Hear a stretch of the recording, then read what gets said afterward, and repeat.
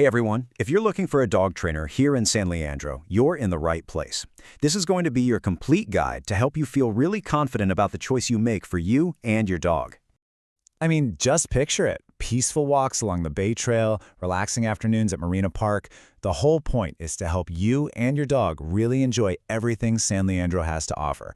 Having a well-behaved buddy with you just makes everything better, right? Okay, so here's what we're going to cover. First, why training is a little different here in town. Then we'll look at your options, how to find and vet a good trainer, touch on San Leandro's local rules, and then wrap up with what life can look like with your newly trained companion.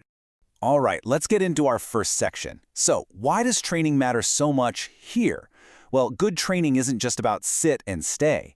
It's about getting your dog ready for the real-life stuff you'll run into every day in San Leandro. Yeah, I mean, think about these scenarios, right? Walking down a busy street like East 14 can be a lot for a dog.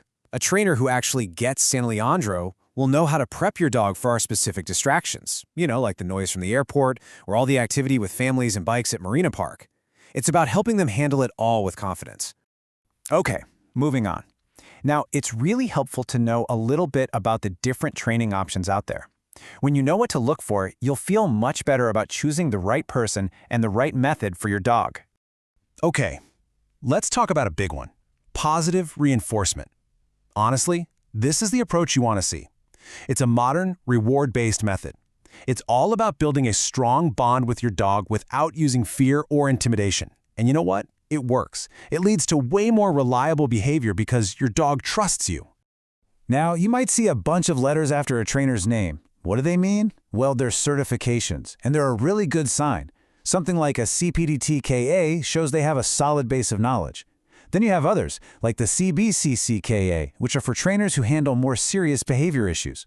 Basically, it tells you they're committed to professional standards and they're keeping up with their education. So you're usually looking at two main formats: group classes or private sessions. And the best one really just depends on your dog. If you need to work on socialization and handling distractions, group classes are great and a bit easier on the wallet. But if you're dealing with something specific at home, like your dog rushing the door, then one-on-one private sessions are definitely the way to go. Okay, let's get into the nitty-gritty of actually finding and vetting a trainer. We're talking about costs and the kinds of questions you should be asking. So here's a look at the average costs for dog training around San Leandro and the East Bay. This gives you a pretty good ballpark for what to expect. And you can see there's a big difference, right? A 6-week group class is going to be a lot less than, say, a 2- or 3-week board and train program. This just helps you figure out what fits your budget and your training goals. And look, you should absolutely interview any trainer you're considering. Don't be shy. Go into that first meeting with these 5 questions ready to go. How they answer is going to tell you everything you need to know about their philosophy and if they're the right match for you and your dog. All right, another piece of the puzzle is just being a good canine citizen here in San Leandro. A well-trained dog makes for a good neighbor, and that means knowing the local rules and how to use our shared spaces. Here's a simple but important number to keep in mind: 6, as in 6 feet. That's the maximum leash length you're allowed to have in public areas in San Leandro. It's a city rule for safety, so it applies on sidewalks, in parks, everywhere. And here are the other big ones for being a responsible owner in our city. Your dog has to be vaccinated for rabies and licensed with the city once they're over 4 months old. Those are the legal requirements. And that point about excessive barking, that's a perfect example of where good training doesn't just help you, it helps your whole neighborhood. One of the best things is that we have so many great places to practice. You can think of our local parks as your real-world training grounds. The dog park is perfect for working on recall in a safe, fenced area.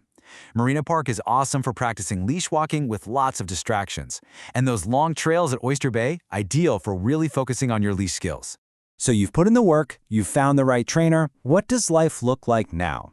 Let's talk about the payoff. I think this quote really gets to the heart of it. Choosing the right trainer really is the first step.